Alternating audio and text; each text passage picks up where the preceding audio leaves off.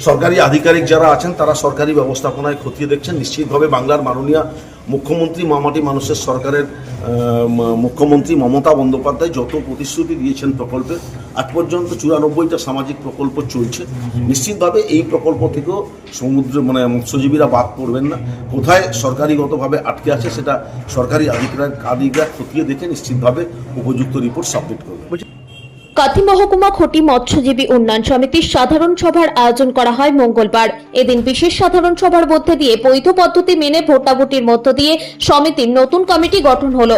হরিপুর মৎস্যখটির সভাপতি বকুল বরের সভাপতিত্বে এদিন এই কমিটি গঠন হয়। কাথি শহরের এক বেসরকারি প্রেক্ষাগৃহে এই সভার আয়োজন করা হয়। বিশেষ সাধারণ সভায় মোট 17 জনের কমিটি গঠন করা হয়। এতে সমস্ত মৎস্যখটির সভাপতি ও সম্পাদকের উপস্থিতি ও সমর্থনে কমিটি গঠন ও কর্মকর্তা নির্বাচন হয়। সংগঠন সূত্রে খবর, এদিন কাথি মহকুমা মৎস্যজীবী খটি উন্নয়ন সমিতির সভাপতি হিসেবে আমিন সোহেল ও সম্পাদক রবীন্দ্র বর ও কোষাধ্যক্ষ নিতাই ঘোড়াই এবং হিসাব রক্ষক অজিত দত্তের নাম ঘোষণা করা হয়।